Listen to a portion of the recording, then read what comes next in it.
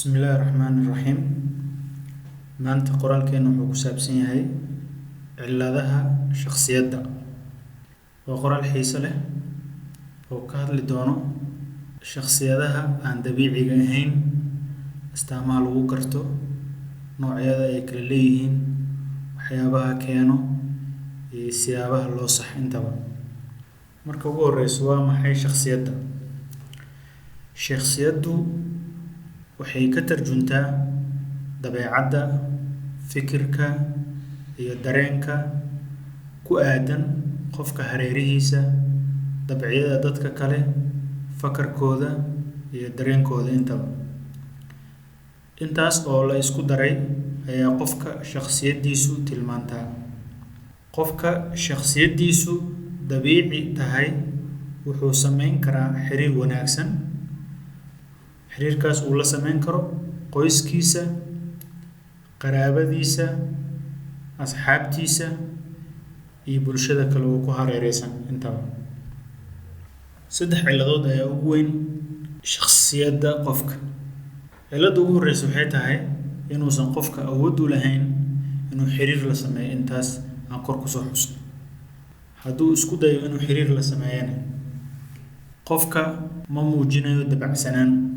oo awood uma lahan inuu dabcigiisa ama fikirkiisa ama dhaqankiisaba uu dabciyo si ay isku fahmaan dadkaas ula dhaqmeen. ka soo qaad, wuuba dabciyey. hadduu dabciyo, waa in ku meel gaar ah oo ma joogteen karo, mana la qabsan karo dadka kale dabciyadooda oo way isku dhacaan. marka aad maqlaysid shakhsiyadda cilladaysan, macnaheedu waxa waaye qofkan lama dhaqmi karo dadka kale. noocyada cilladaha shakhsiyadda way noocyo badan tahay. cilladaha ku timaada shakhsiyadda, laakiin dhakhaatiirtu waxay sheegaan ilaa 9 shakhsiyadood, ama waxaan dhihi kartaa 9 qaybood. 9kaas waxaa loo kala qaybiyaa 3 group ama 3 kooxood ayaa la isku aadiyaa. kooxdiiba waxaa ku jirto 3 qaybood. aan ka bilaabno kooxda koowaad. kooxda koowaad waxaa ku jirto 3 qayb. qaybta koowaad oo la yiraahdo schizoid personality. waa maxay schizoid personality? schizoid waxaa loo yaqaanaa dadka leh shakhsiyadda uu qofka ka go-an yahay bulshada, keligiis inuu noolaado jecel, badanaa leh dabci aamusan, aanan jeclayn wax xiriir ah inuu sameeyo. saas ay tahayna waa qof shaqadiisa iyo waxbarashadiisa ku fiican, heerna ka gaari karo. dadka noocan ah haddii ay ka tagaan meeshay ku nool yihiin, ama ay familkooda ka tagaan, ama ay qurbaha aadaan, waa dad badanaa warkooda la waayo, dib dambena aysan usoo xiriirin dadka ay ka tagaan. waxaa intaa sii dheer, maadaama ay yihiin dad aamusan, bulshadana aanan dhexgelin, uu ka daahaa guurka oo dhaqso uma guursadaan. haddii aadan qofkan la dhaqmin, badanaa ma fahmi kartid inuu leeyahay dabciyadaas. kaas waxaa loo yaqaanaa schizoid personality. nooca labaad, waxaan ku jirnaa isla kooxda koowaad. nooca labaad waxaa loo yaqaanaa paranoid type. qofkan waa qof shaki badan. wixii aad dhahdid si qalad ah ayuu u fasirtaa. si sahlanna wax loogama dhaadhicin karo. dadka kuma kalsoonaan karo. dembi haddii aad ka gashid, si sahlan kuma hilmaami karo, kumana cafin doono. si dhaqso ahna wuu u xanaaqaa,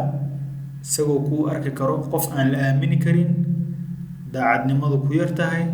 ama khiyaanoole ah. wuxuu kaluu qofkan yeelan karaa dabci masayr xad dhaaf ah oo aan jeclayn in arrimihiisa la faragashto. mana ahan qof kaftan badan, sidaas ay tahayna bulshada ayuu ku dhex nool yahay, waxaana fahmi karo qofkii la dhaqmo inuu leeyahay dabciyadaas aan kor kusoo xuso. nooca saddexaad, isla kooxda koowaad, waxaa loo yaqaanaa schizotypal personality. qofkan wuxuu leeyahay dabci ka duwan dabciyada dadka kale oo badanaa la yaqaan. tusaale ahaan qaabku u labisanayo ma ahan qaab badanaa bulshadu ay u labisato, qaabku u dhaqmo badanaa qaab ka duwan waayo dadka kale, badanaa ma soo dhexgalo dadka, meelaha la iskugu yimaado ama lagu fadhi ku dirro badanaa kama hadlo, hadduu hadlana wuxuu sheegaa hadallo bulshadu ay la yaabto ama loo arko waxyaabo aan caadi ahayn. tusaalehaan waxaa ka mid inuu yiraahdo waxaan leeyahay awoodo dheeraad ah, ama waxaan saadaalin karaa mustaqbalka, ama waxa dhici doono, ama wax aad ku fikraysid ayaan sheegi karaa. waxyaabahaas kale iyo wax la mid ah badanaa way dhahaan dadka sidaan oo kale ah. haddii isagoo hadlayo hadalka laga gooyo ama laga xanaajiyo ama doodo, wuu iska aamusaa ama isaga isla sii hadlo, meeshan wuu ka kacaa. maaha dad isqabqabsiga jecel maaha, inuu tartiib uga siibto ayuu jecel yahay meesha buuqu ka taagan yahay. kooxda labaad iyagana waxaa waaye 3 qayb ayaa hoos timaada. qaybta koowaad waxaa loo yaqaanaa antisocial type. social waa bulsho, anti lid ku ah, macnaheedu waxaa waaye bulshadu way kasoo horjeedaa qofka, shuruucda iyo qawaaniinta u degan bulshada badanaa inuu raaco ma jecel qofka. waa qof degdeg badan, kama fikiro waxyaabaha uu samaynayo dhibaatada ka dhalan doonto ama cawaaqibta ay leedahay kama fikiro. mas-uuliyad qof qaadi kara maaha. dadka kale waxyaabaha ay haystaan ama waxyaabaha ay sameeyaan ama waxyaabaha ay soo hoyaan badanaa waa qof xaasido. qofkan hadduu ku nool yahay wadamo sharci leh wuxuu galaa dembiyo oo maxkamada ayaa la soo taagaa, badankoodna waxaa xabsiyada ay galaan. maxaa yeele waa dad xanaaq badan, dagaal ogayaal ah, dadka kale ma ixtiraamaan, kama xishoodaan inay caayitamaan, mana ka shalaayaan ficilada ay sameynayaan. dadka noocaani badanaa mukhadaraad ayay bartaan, sababtuna waxay tahay iyagoo isku dejinayo ama aaminsan in dabcigoodu ay bedelayso markay khamri cabaan ama waxyaabaha kale mandooriyaasha isticmaalaan. noocan waa la fahmi karaa bulshada markuu ku dhex nool yahay haddii lala dhaqmo. nooca labaad, isla kooxda labaad aan ku jirnaa, waxaa loo yaqaanaa borderline type. border waa xad, borderline type yani waa xad ku taagan yahay, qoladana lama jiro qoladana lama jiro. marka maxaa laga wadaa, qofkan waa qof dabcigiisa isbedelo, wuu isbedbedelaa. hadduu xanaaqo dhibaato ayuu isgaarsiin karaa ama wuu isdili karaa. dadku wuxuu u arki karaa inay wada fiican yihiin ama wada xun yihiin, meel dhex taagan yihiin. ma ka suurowdo inuu u qaato in qofkan uu xumaan karo, waa black and white. hadduu qof uu sameeyo waxyaabo ka xanaajiya wuxuu ka qaadanayaa go-aan ay adag tahay in laga qanciyo. sidaas ayuu xiriir kugu jiraa qofkaas, dib dambena inuusan ula hadlin ayaa suuragala. waxaa kaloo leeyahay dabci ah inuu qofkan uu ku ammaano ama ku jeclaado, laakiin wax yar kadib hadduu wax uu dhibsado uu kaa arko inuu xiriirka ku jaro oo dhinaca kale soo istaago oo mar dambe uusan kula hadlin, waa suuragal. waa qof kelinimada iyo xiisa la-aanta aada u neceb. waa qof jecel inuu xiriiro badan sameeyo si uu isku maaweeliyo, laakiin xiriiradaas badanaa maahan mid cago ku taagan oo qofkii shalay ay saaxiib ahaayeen berrina way isdagaalayaan. noocan rag iyo dumarba way leeyihiin, laakiin dumarka u badan. nooca narcissistic type waa nooca saddexaad, kooxda labaad. noocan wuxuu qabaa isla weyni xad dhaaf ah. waa qof aaminsan inuu nolosha guul ka gaaray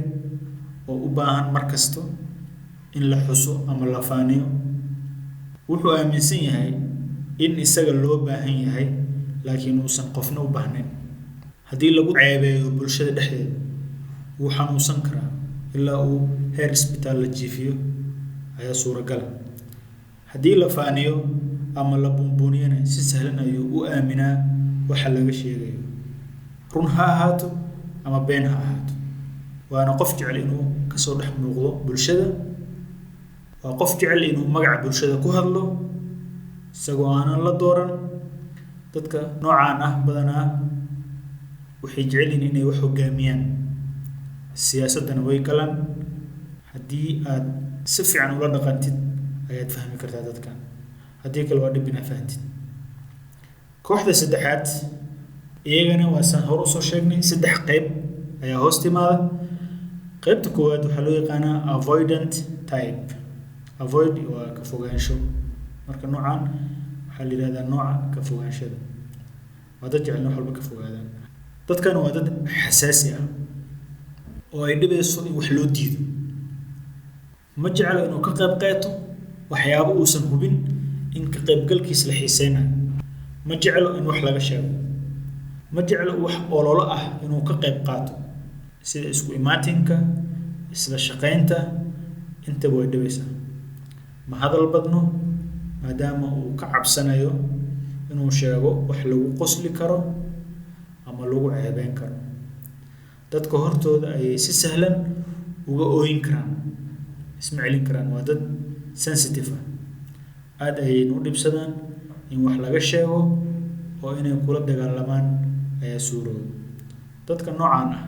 badanaa ma lahan xiriir ka baxsan kan qoyska inkastoo ay ku fakaraan mar walba inay xiriir la yeeshaan dadka kale qofkan badanaa ma fahmaysid dabcigiisa maadaama uu wax walba ka fogaado laakiin waa dad aad u adeegsado baraha bulshada ee internetka maadaama uu dadna la hadli karo xiriir badanna samayn karo isagoo aanan loo jeedin qofkan haddii aad la kulantid hadda caayadaynin waxaa dhici karto inaad ka nasan weysid ama uu ku daba dhigto dadka noocan aad ayaa loogu arkaa Facebook iyo meelahaas nooca labaad ee kooxda saddexaad waxaa loo yaqaanaa dependent type dependent yani waa ku tiirsan yahay waxaa laga wadaa ku tiirsan yahay noocan waa qof aanan keligiis go-aan gaari karin wuxuu markasta u baahan yahay talo iyo shaki ka saaris ra'yigiisa si sahlan ayaa loo bedeli karaa oo waa lagu diri karaa su-aashooduna aad ayay u badan tahay mana jeclo in dabcigaas lagu caayo haddii keligood yihiin waxay dareemaan inaysan waxba qaban karin waa halkaas meeshuu magac ka yimid waa qasab inay qof ku tiirsanaadaan oo la taliyo oo tusaale siiyo waxay qabanayaan u sheego haddii keligood ay noqdaan waxay dareemaan inaysan waxba qaban karin waa inay isku buuqaan haddii xiriirka loo jaro qofkan ma lahan kalsooni uu warkiisa ku caddeyn karo oo qof dood u samaysan maahan haddii aad la doodid wuxuu badanaa kusoo celceliyaa hal qodob ma ahan qof mashruuc ama project bilaabi karo ama wadi karo keligiis waxaa kaloo lagu garan karaa qofkan qof ayuu u doodaa ama difaacaa oo badanaa shakhsiyadiisa kama hadlo waa sida ay Soomaalida u taqaano nacamle uu ku tiirsan yahay nacamle ayuu yahay nooca saddexaad ugu dambeeya isla kooxda saddexaad waxaa loo yaqaanaa obsessive compulsive type noocan waa nooc aad u dadaal badan يعني حق waxbarashadiis aad ugu dadaalaa xagga shaqadiisa aad ugu dadaalaa markasta kuma qanacsan heerka uu joogo wuxuu jecel yahay inuu gaaro heer ka sii sareeya heerka uu taagan yahay waa nooc lagu kalsoonaan karo lagu tiirsanaan karo taas waxaa ula jeedaa hadduu maalan yahay arday waxbarasho ku jiro uma baahno daba ka riix uma baahno in waxa waaye waxbarashada ku dadaal la yiraahdo uma baahno shaqadaada hadayicin la yiraahdo waa qof jecel wixii uu galo inuu heer ka gaaro laakiin dhibka ay leeyihiin waxay tahay noloshooda waxa u degsan shuruuc gooni ah nidaam ay u degsan ayaa jiro oo ay jecel yihiin qof walba ula dhaqmay inuu nidaamkaas uu ku ixtiraamo tusaale ahaan guriga uu degan yahay uu u habaysan yahay مثلا كسوقات بوقت ميل بيو يالان كبه ميل بيو يالان دارك ميل بيو يالان ما أهم قف بدنا اسكو دحدادسن هدي أد ربتي قفكاس إناد لا دقتid way dhib badan tahay inaad shuruucdiisa aad ilaaliso xalay shanlada meesha loogu talagalay meel ahayn ma dhigi kartid daawada lagu cadaysto meesha la dhigo meel ahayn ma dhigi kartid xilliga jiifka nalka la damiyo nalka ma shidi kartid yani wuxuu leeyahay shuruuc waxaan ka wadaa shuruuc iyo nidaam u degsan oo qof walba uu waajib ay ku tahay la dhaqmay isaga inuu shuruucdaas ilaaliyo qaabkaasna uu kula joogo waa ceebta uu leeyahay qofkan waxaa intaa u sirraacsan waa qof taxadar badan jecel dhowr jeer inuu hubsado waxa uu sameynayo intuusan gelin ka hor waana arrinta ka qayb qaadanaysa qofkan inuu guul ka gaaro waxaas uu gacmaha la galay maxaa yeelay horey ayuu wuxuu uga fakaray dhowr jeer sidaas awgeed qofka dabcigan leh ama shakhsiyadan leh badanaa ma jeclo kumana fiicno inay qof kale wax ku darsadaan يعني ganacsiga kale dadka lama shirkoobi karaan ama wajacna la shirkoobaan ururo inay ku biiraan ma jeclo way ku adkaataa mararka qaar inay go'aan ka gaaraan wax ka mid ah noloshooda yani say uga fikirayaan yani waxa laga yaabaa arrin uu geli lahaa ama go'aan uu ka gaari lahaa inuu sidoo marba meel uga fiirinayo inuu waqti ku dhamaado ayaa suuragal kaasi waa nooca loo yaqaano obsessive compulsive type su'aasha markii la isweydiinayo waxay tahay qofkan maxaa u keenay ciladahan maxaa u yeelay shakhsiyadan goonida maxaa dadka kale ka duway cilmi baarayaashu waxay sheegaan saddex arrimood inay sabab u tahay midda koowaad waa hidde-socod ama genetic oo ah dhaxal qofkan inuu ka dhaxlay waalidkiisa dabcigan waalidkiisa lahaa ama waalidkiisa lahaa qaab dhaxal ay ugu yimid inuu qofkan dabcigaas yeesho waana la arkaa badanaa waalid iyo carruurtiisa dabcigaas isla leh labo waxaa kaloo keeni karo ama ku imaan kartaa nolosha uu qofkan kusoo koray ama deegaanka uu kusoo barbaaray sida loo noolaa laftirkeeda way ka qayb qaadan kartaa tusaale ahaan qofkan wuxuu kusoo koray guri aabe iyo hooyo xirxiran badanaa aanan jecelin carruurtooda inay carruurta kale la ciyaaraan ama la dhaqmaan ama wuxuu kusoo koray guri leh nidaam aanan la khilaafi karin ama wuxuu kusoo koray guri waalidku badanaa ay shaki ka qabaan wax kasta oo bulshada uga yimaado cunuga marka dabciga waalidkiisa ama deegaankiisa ama qaabka gurigaas looga dhaqan yahay ayuu sidiisa ayuu u qaadanayaa shakhsiyad ayay u noqonaysaa hadhowtii markuu banaanka usoo baxo ama bulshada in wax la wadaago uu rabo dabcigaas ayuu yeeshaa sababta kale saddexaad waa qofkan inay noloshiisa ay soo waajahday dhacdo dhibaato u gaarsiisay isagoo yar ama raad ku raagtay waa wax loo yaqaan abuse yani qof carruur ayaa waxaa loo geystay jirdil ama kufsi waxyaabo badan ee carruurta badanaa lagu sameeyaa markay yar yihiin waxyaabahaas way ka qayb qaadan kartaa layiri qofkan inuu yeesho shakhsiyadda noocaas ah khaasatan hadduu hore u lahaa hidawade u nugul inuu yeesho shakhsiyadda noocaas dibadda u fiirisid shakhsiyadii aan kasoo wada hadlay paranoid type waa shakhsiyadda shakiga badan antisocial type waa shakhsiyadda mujtamaca aanan la dhaqmi karin dib markaa u fiirisid kulligood dhacdooyin waxaa jiri kara qofkan ku bixin kara inuu yeesho dabciyadaas waxaan sharkeena maanta aan kusoo gabagabeynaa dhowr qodob oo muhiim ah kow qodobka koowaad ciladahan badanaa waxaa la arkaa xilliga qaangaarka carruurta markay aad ku yaryihiin lama fahmo qofku markuu da' noqdo uu weynaadana badanaa way sii yaraadaan astaamaha lagu karta ciladahan sababta waxay sheegaan dhakhaatiirta in qofka maadaama muddo uu bulsho ku dhex jiray khibrad badanna ka kororsaday ogaaday inuu ciladahan leeyahay wax badan wuxuu isku dayayaa inaanan loo fahmin inuu bulshada ka duwan yahay kullama qofka da'diisa hore usii socoto kullama waxa ciladahan ay uu iska ilaaliyo ama ay ku yaraadaan qodobka labaad isagana muhiimka waxa waaye qofka ciladahan qaba badanaa ma ogola inay wax ka qaldan yihiin haddii aad rabto inaad saxdid hadhihin waad qaldan tahay haddii aad dhahdid waa qaldan tahay waad isdagaalaysaa maxaa yeelay adiga ayuu ku arkaa inaad qaldan tahay maxaa yeelay shakhsiyaddiisa ayaa qaabkaas u samaysan fikirkaas ayuu kaa qaadayaa aragtidaas gooniduu leeyahay dabcigaas uu leeyahay dhaqankaas uu leeyahay marka saas laguma saxo qodobka kaloo saddexaad cilladahan aan soo sheegnay oo 9 cilladood haddii xadka ay ka baxaan waxay isu bedeli karaan xanuuno dhimir tusaale schizotype aan ka hadalnay hadduu qofka xadka ka baxo waxaa ku dhici kara xanuun loo yaqaano schizophrenia paranoid type aan ka hadalnay hadduu qofka calaamadahaas ama astaamahaas aan ka hadalnay xadkay ka baxaan waxaa ku dhici kara xanuun loo yaqaano paranoia xanuunka shakiga ama waswaaska waxa loo yaqaan waa saas oo kale marka waana sababta cilladahan looga soo dhex saaray cilladaha kale oo shakhsiyadaha ku dhaco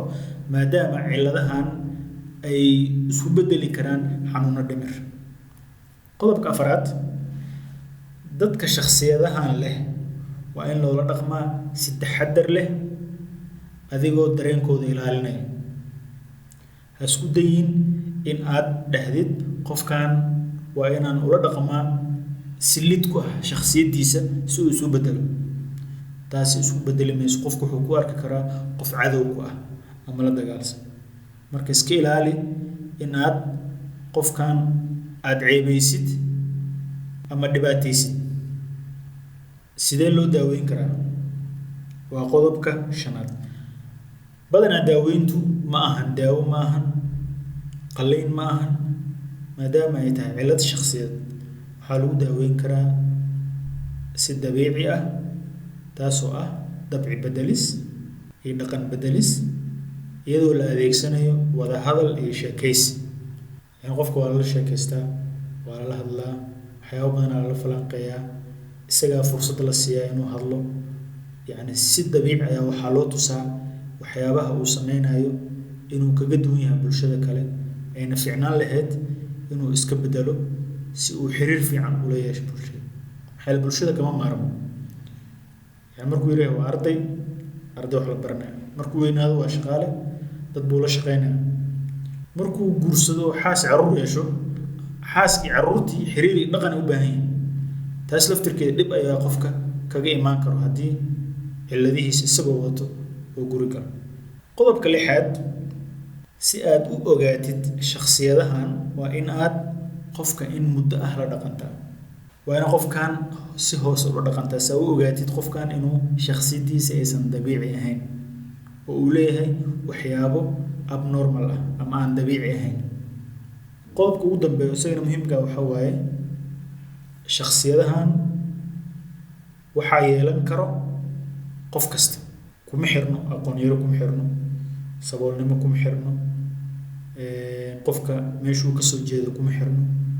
hantida uu leeyahay kuma xirno magac inuu leeyahay kuma xirno madax inuu yahay kuma xirno shacab inuu yahay kuma xirno waa cillado shakhsiyadeed qof kastana wuu yeelan karaa waa laga yaabaa dad madax ah inay leeyihiin cilladahan laakiin aadan fahmi karin maxay lama dhaqantid waxaa laga yaabaa TV-yada iyo meelaha inaad ka aragtid isagoo hadal jeedinayo hadal isku soo celisid laakiin haddii aad ka wareysatid dadka la dhaqmo way kuu sheegi karaan qofkan inuusan dabiici ahayn ama waxyaabo badan ay ka qaldan yihiin halkaas ayaan kusoo gabagabeynaynaa cashirkeennii maanta ku saabsanaa cilladaha shakhsiyadda waxaa laga yaabaa inaad su'aalo badan qabtaan